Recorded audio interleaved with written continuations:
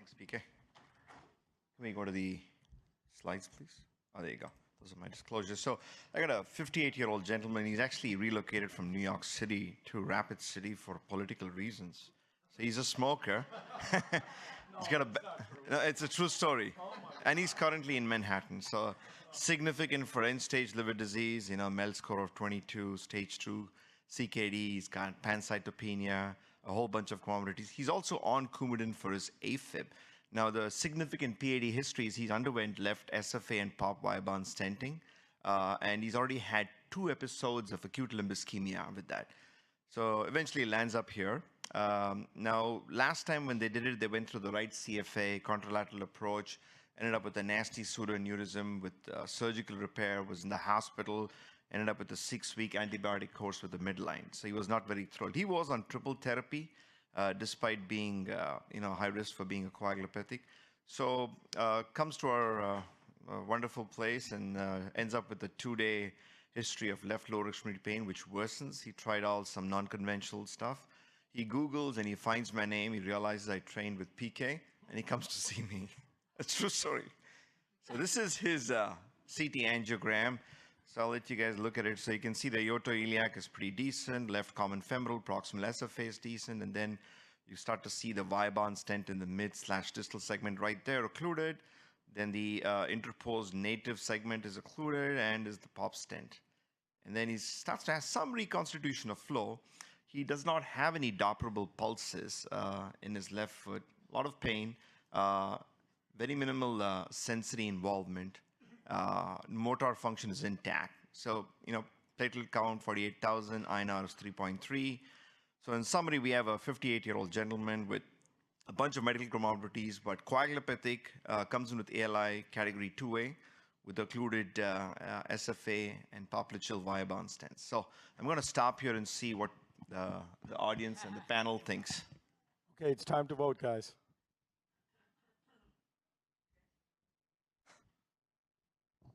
As we get ready to vote, did you send them back to PK?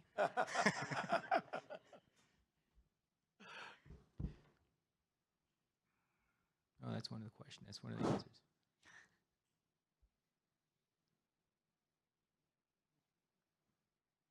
Okay, can you put up the answers?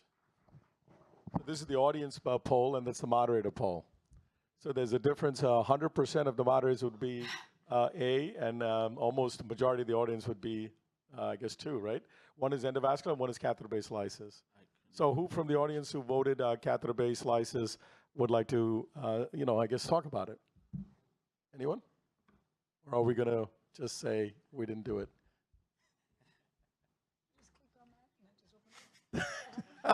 wait, who in the moderator changed? No, wait, the moderators are changing the audience. No, what has happened is none of us got a chance to do it fast. Oh, I'm so sorry. You got one answer, that's what happened. Oh, okay. Yeah, actually, it's supposed to be, yeah. One is a CDT, the second one is supposed to be mechanical thrombectomy. Oh, I see. That's odd, it's not. No, it's not. So he presented with 2-day history of worsening. Yeah, so it's just 2 days. So since this was a trick question, why don't you tell us what you did and go to the next question? All right. So, there you go. So before we go to that, given his groin history, I just want to know how would people approach? Would people go radial? Would people go RCFA? Would people go antegrade left CFA? What would you guys do? Or primary pedal, right? Yeah, or primary pedal, yeah. Yeah, now that I heard Dr. Bianchi's talk, I wish you sent him somewhere else, PK. Did everybody vote? For some reason, that barcode's not working as well. Oh, it's not working? Then you guys can tell us what you did then. It is working. It's working? Okay.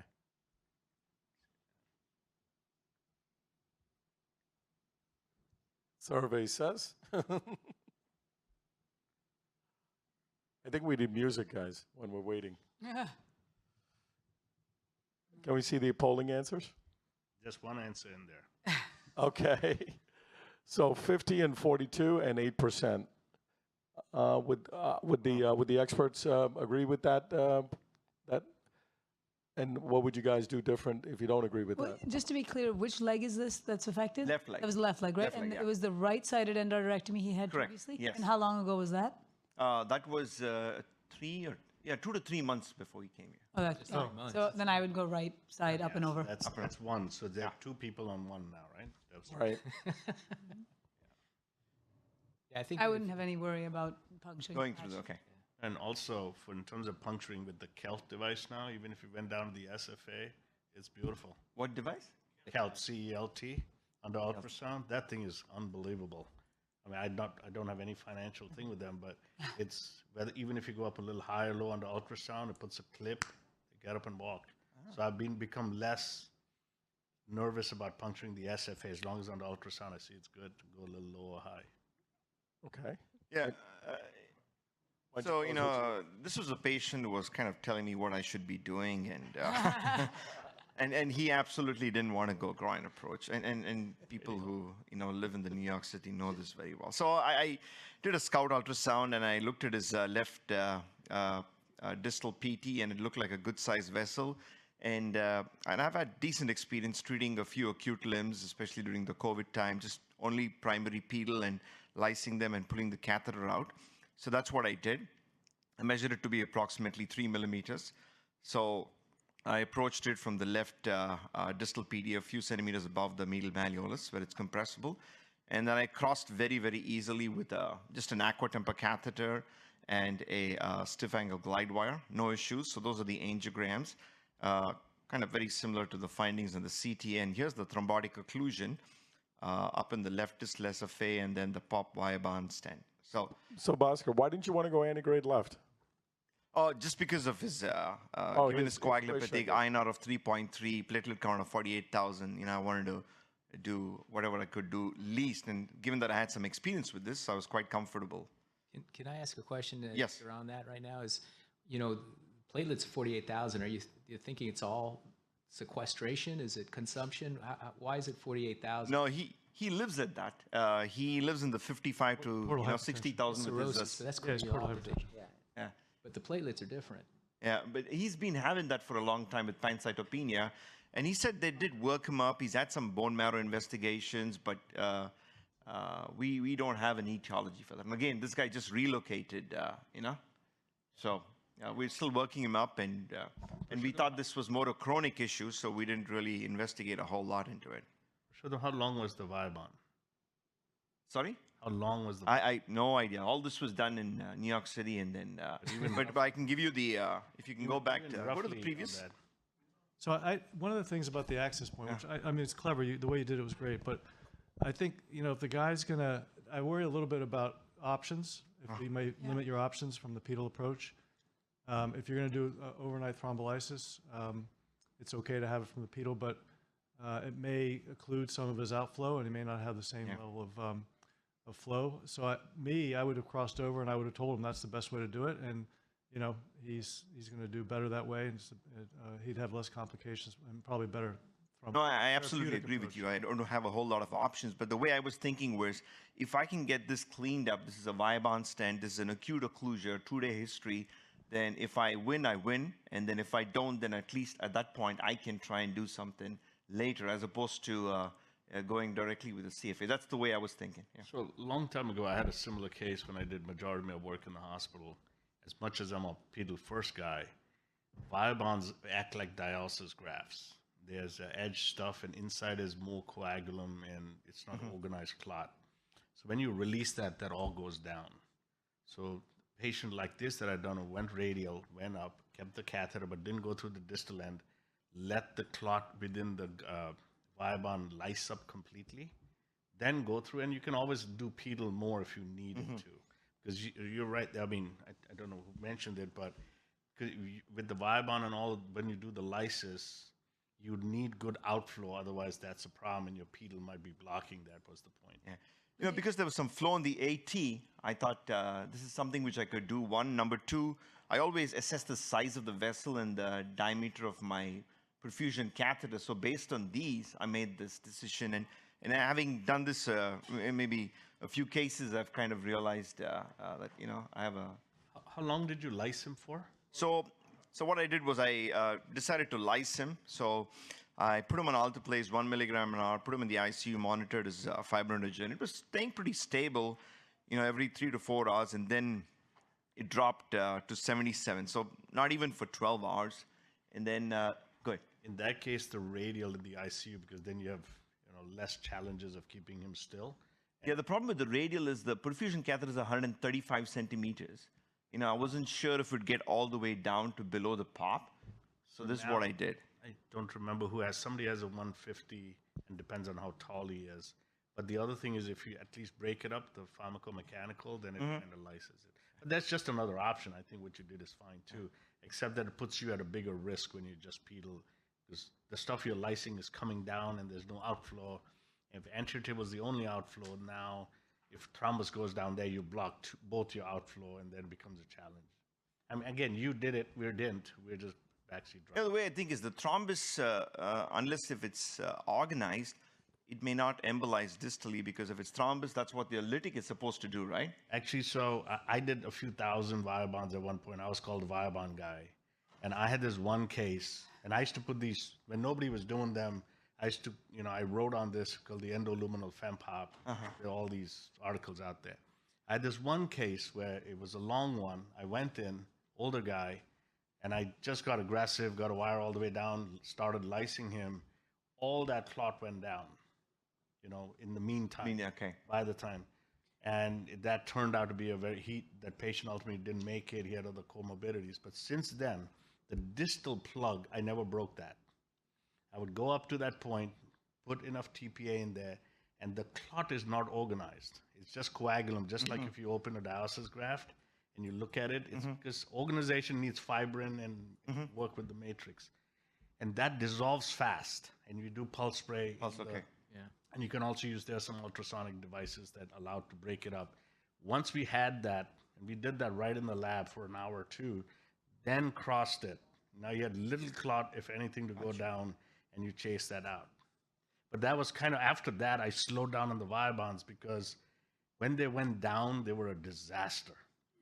Something like this. It just flooded the bed with just thrombus, tissues ischemic, and it's a big challenge. And that's the one patient that years ago, this almost, and since then, I've kind of slowed down on that. So Good to know that. So anyway, I did, sorry. Go No, ahead. it's all right. Cordis used to have a thing called PercuSurge, and this would be perfect. I'm a kid with a hammer on this case because I'm still concerned about their anticoagulation, and to give them systemic lytics with a platelet count that's low and an INR that's high, I think you just run a big risk for systemic lytic. But PercuSurge, you put the balloon down there, and then you give the power pulse spray and have this high concentration of lytic in a very short segment, and then you can aspirate the whole thing. So the systemic effect was very low, but that's the challenge here. Is, to your point, once you reestablish flow, there's these hanging chads of thrombus, and it just goes downstream. And the word was systemic lytics, so you don't want them to get systemic. That's the key thing. I mean, So we did all toward these studies. that end, have you ever tried ECOS? Or in this case, would you have tried ECOS given his thrombophilia? 100%. I think that might have been another option, just to try to reduce the overall. ECOS, the lytic dose. Yeah, we didn't have that in our institution. So what would people do now? I mean, clearly, as everybody thought, it didn't really work. There's still some thrombus left. You can see some hanging in the, posterior tibial, very sluggish flow in the AT. Going back, the same concerns with the INR high and giving TPA, whether it's catheter directed. I mean, we've had a lot of success with Rotarex in these cases. Whether you an antegrade up and over, or even the posterior tibial. I mean, if I have a DVA that goes down, they're in my office. I deal with them 100% in the office. 6 French Rotarex goes down, and it cleans it very nicely. So I would have done that first, and then the TPA is sort of reserved for. Okay. Yeah, we didn't have Rotarex in our institution. So what I decided was I went with the Bolt 7 from the foot, and from the mid SFA all the way down into the PT, and this is what I aspirated from that. So which I realized there was some probably organized. I think this guy was not compliant with his medicines. The Coumadin and the INR can throw you off. And once we got this out, and these were the angiograms after the Bolt 7. These were the final angiograms. And usually whenever I do a pedal sheet, I always, before I send them home, I always scan their left lower, wherever they are accessed. And he had excellent flow. And I sent him on Plavix and Coumadin. I didn't put him on aspirin. I wish I could have finished this talk with this slide, but he comes back on post-op day 5. Yeah, he comes in with left ankle swelling, and he's got good pulses. Foot is warm, but he's got this paresthesias, and this is his ultrasound. So what he has is a large left, posterior artery pseudoaneurysm, and it's massive. It's 5 centimeters, and and I was the physician on call in the clinic too for this, so it was not good. What's the sheet size max? Because originally when they were all talking about access, that was the one thing I was thinking, that the only problem with going pedal, because I had assumed that it wouldn't be a 7. I had assumed that wouldn't be more than a 4 or 5, and so I was like, well, you kind of burned your options. Yes. If you need to fix something in the Viabond, or if you wanted to put an alluvia or something inside, because you remember you said you had that segment that was native, right? Correct. Between the 2 Viabonds. Yeah. So if you needed to bridge that because you had 2 points, you wouldn't be able to do it from the foot. But when you said you put the Cat 7, obviously you have a 7 French. 6. I put a 6/7 slender. Yeah. So is that the max that what's the biggest size sheath that you put into the? I mean, because the vessel was 3 millimeter, I presume this could take a 2.5 millimeter sheet, and based on that, I did that. Yeah. So, but I've not. Most of the time, it's a 4.5 slender or 5.6. Yeah. But yeah. This might have been inevitable anyway, because the guy's INR was 3.3. Yeah. Right. You're giving him heparin, and you're doing TPA on top of it, so it's not surprising, I would think, right? And that's why the following day I checked him, made sure everything was good. I thought by then, the lytic effect should have worn off with 5 half-lives, which is 12 hours, but I guess I was wrong. Sorry, I think Dr. Parikh. Yeah, well, no, the point is, this is the recipe. There's more bleeding producing meds in this patient than any other patient. And then on top of that, getting hemostasis, there's no purpose-built hemostasis devices. So, I mean, if you could put a band on for 6 hours for a pedal access, this is the guy. But you said it was above the malleolus that you stuck, right? And so what was your closure technique? So what we did was we did actually manual compression at the table. And then once that was done, we put in a TR band, and then we do patent hemostasis. Yeah. And I wait for 24 hours and then rescan that's what I did. I scanned his left lower extremity before sending him home. Now, I talked to my surgeon too, and he says, what he told me was, actually, I felt quite comforted. He said, imagine if this was the groin, there would have been a bigger mess. But you may have had options for a closure device in the groin. So, yes. Because I do think all this again, the thrombophilia, the Coumadin, the whole thing.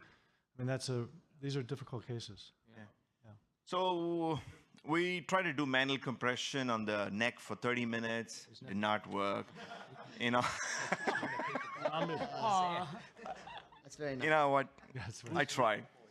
So then I spoke to my vascular surgeon. He says, why don't you just put in a little thrombin, see how it goes, and we did that. We managed to get quite a bit down, but eventually, we had to take him to the OR. And it was a very quick fix for my surgeon. He just did this in literally 30 minutes, and then patient did well.